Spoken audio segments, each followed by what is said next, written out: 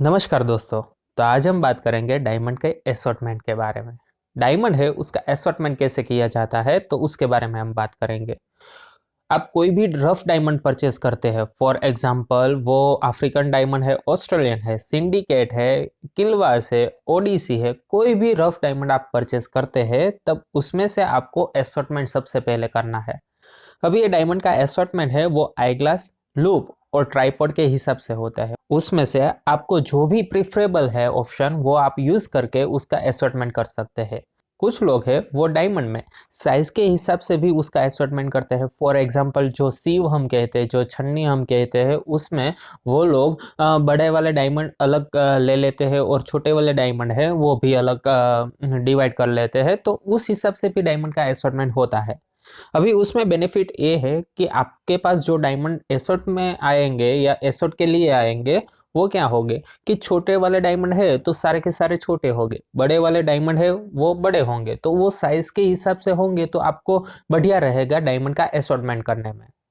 तो ये डायमंड का असॉर्टमेंट है उसमें सबसे पहले हम नंबर लेते हैं मेकेबल। मेकेबल डायमंड वो क्या आते हैं, कोई भी रफ आपने परचेज की है, साइट वाली रफ या आउटसाइड या फिर आपने मार्केट, लोकल मार्केट में कोई भी रफ डायमंड परचेज किया है तो उसमें आप देखेंगे कि अंदर भीतर क्या है डायमंड के भीतर। अभी वो अच्छा है, बढ़िया वाला है, उसमें लाइक फैंसी शेप का मैं डायमंड बिठा सकता हूँ या फिर राउंड ब्रिलियंट कट यानी कि डबल का जो डायमंड है वो मैं अच्छा वाला बिठा सकता हूँ। मुझे ऐसा ही डायमंड क्लैरिटी वाइज चाहिए तो उसका मैं असॉर्टमेंट एक नंबर निकाल लूंगा जिसे मैं मेकेबल डायमंड कहूंगा। तो ये मेकेबल डायमंड आ गया। उसके बाद कुछ डायमंड्स ऐसे होंगे जिसपे क्लीविंग की प्रोसेस करनी रहेगी। अभी ये क्लीविंग की प्रोसेस क्या आएगी, डायमंड है उसके भीतर आपको उसको कट आउट करना है।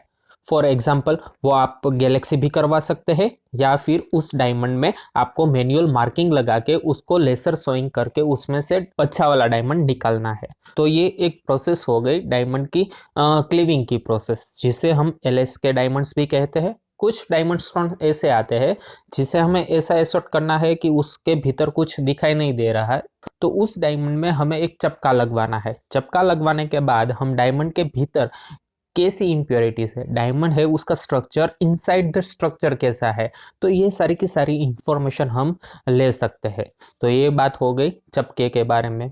उसके बाद कुछ डायमंड स्टोन्स ऐसे आते हैं जिसको हम हथौड़ी और पाने के यूज करके उसको कट आउट कर सकते हैं। यानी कि हमारे पास अगर हैमर या हथौड़ी है और दूसरी तरफ हमारे पास एक पाना है तो उसके यूज से हम डायमंड का कट आउट कर सकते हैं, जैसा डायमंड हमारे पास है वैसे। अब आगे बढ़ते हैं टू पीस के डायमंड के बारे में। अभी टू पीस का डायमंड है उसका एक असॉर्टमेंट नंबर आता है।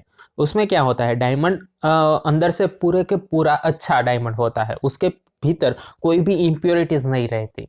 लेकिन उस डायमंड में अगर मान लीजिए कि उसका जो साइज है वो काफी बड़ा है और उसमें मुझे दो डायमंड बिठाने हैं और दोनों के दोनों डायमंड सेम वेट, या फिर एक डायमंड है वो ज्यादा वजन वाला बिठाना है, दूसरा है वो कम वजन वाला बिठाना है, तो उस हिसाब से उसको हमें सरिन मशीन है उसमें रखना है और उसके बाद उसमें प्लानिंग बिठा के उसका टू पीस की जो साइन है वो निकालनी है। लेकिन उसका सबसे पहले अलग एक डिपार्टमेंट है और डिपार्टमेंट हम कह सकते हैं और उसका एक असॉर्टमेंट नंबर है। तो ये एक असॉर्टमेंट नंबर हो गया। तो ऐसे काफ़ी सारे भिन्न प्रकार के असॉर्टमेंट नंबर होते हैं। अभी उसमें से सबसे ज़्यादा जो आउट यानी कि रिजेक्शन डायमंड है उसका भी एक असॉर्टमेंट नंबर आता है।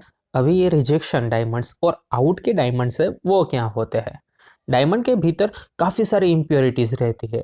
लाइक देखिए कि आप कोई भी डायमंड एनालिसिस कर रहे हैं और उसके भीतर आपको ऐसा लगता है कि इसके भीतर तो भैया कुछ भी नहीं है, इसमें से मैं अच्छा वाला या क्या फिर SI3 क्लैरिटी डाउन है, I3 क्लैरिटी डाउन है, वैसा भी डायमंड में नहीं निकाल सकूंगा, तो वैसे डायमंड है वो सारे के सारे रिजेक्शन डायमंड यानी कि आउट के डायमंड है। तो उसे हमें निकाल देना है, वो किसी काम में नहीं आएगा, उसको डायरेक्टली हमें सेलिंग करना है। लाइक कोई गले की माला बनाता है या फिर उस डायमंड को इंडस्ट्री में यूज करता है या फिर उस डायमंड का जो चूरन है वो भी यूज होता है। तो उसके बाद उसकी काफ़ी सारी प्रोसेस होती है रिजेक्शन के डायमंड निकालने के बाद। उसका भी हम नॉलेज लेंगे स्टेप बाय स्टेप, क्या आता है उसकी जो हम रिजेक्शन डायमंड निकालते हैं उसकी प्रोसेस क्या आगे की रहेगी, वो भी हम सीखेंगे स्टेप बाय स्टेप। लेकिन फिलहाल हम जो बात कर रहे हैं वो डायमंड के असॉर्टमेंट के बारे में ही है। डायमंड है उसका असॉर्टमेंट हो गया, उसके बाद टोटली डायमंड मैन्युफैक्चरिंग की यूनिट जो प्रोसेस है वो आगे आएगी। लेकिन कोई भी डायमंड है वो आप पूरा के पूरा एनालिसिस करते हैं ना, उसके बाद ही आपको मालूम होगा कि वो डायमंड की आगे की प्रोसेस क्या रहेगी।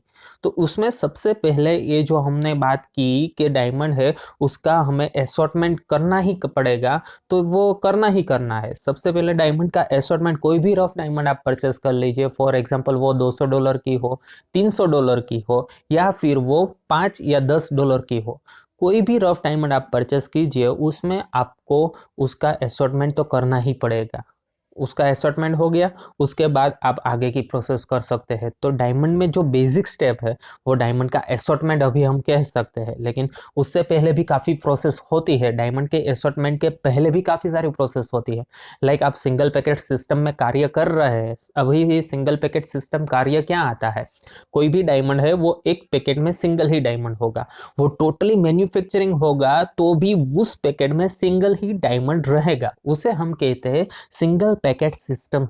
तो ये सिंगल पैकेट सिस्टम है, उसमें डायमंड को क्या करना है, सबसे पहले वो डायमंड आता है तो सबसे पहले उसकी आउटर सरफेस हम देखते हैं, उसका कलर देखते हैं, क्लैरिटी देखते हैं, उसमें जो इम्प्योरिटीज है वो मेंशन करते हैं, उसमें जो सारी की सारी इम्प्योरिटीज है वो कहाँ पे है, उसकी जो पोजीशन है वो कहाँ पे है, ऐसे सारी की सारी इंफॉर्मेशन हम कलेक्ट करते हैं और उसके बाद उस डायमंड को हम मैन्युफैक्चरिंग यूनिट में देते हैं। अभी उस डायमंड को मैन्युफैक्चरिंग में यूनिट में दिया तो क्या होगा, उस डायमंड में जितनी भी इम्प्योरिटीज है वो हमें मालूम होगी, इसलिए वो डायमंड है वो मैन्युफैक्चरिंग यूनिट में चेंज हो गया तो हम क्या कर सकते हैं, वो जो डायमंड चेंज हो गया वो हम पहचान सकते हैं, क्योंकि हमारे पास सारे के सारे डेटा अवेलेबल है कि डायमंड है उसकी जो सपाटी यानी कि सरफेस है वो सरफेस कैसी है। उसके बाद वो जो डायमंड है उसमें अभी मान लीजिए कि इम्प्योरिटीज है, तो इम्प्योरिटीज कहाँ पे उसकी जो पोजीशन है वो कहाँ पे स्पॉट आउट हुई है, तो ऐसी भी इंफॉर्मेशन हमें मिल सकती है। तो ये सारी की सारी ढेर सारी इंफॉर्मेशन हम कलेक्ट करते हैं क्योंकि डायमंड हमारा चेंज ना हो जाए। तो ये बात हो गई डायमंड में सिंगल पैकेट सिस्टम की। लेकिन अभी तो फिलहाल हम डायमंड की जो असॉर्टमेंट है उसके बारे में बात कर रहे हैं। डायमंड का असॉर्टमेंट यानी कि कोई भी रफ डायमंड हमारे पास आया, यानी कि वो सिंगल कोई हमारे पास एक थैली में ही आएगा, उसमें से हमें डायमंड्स निकालने हैं। डायमंड निकालने के बाद उसे आई ग्लास से हम देखते हैं कि इसमें इम्प्योरिटीज किस हिसाब से है। डायमंड है उसका मैं आगे की प्रोसेस क्या करूँ कि मुझे डायमंड है वो अच्छा बढ़िया और वेट वाला मिले।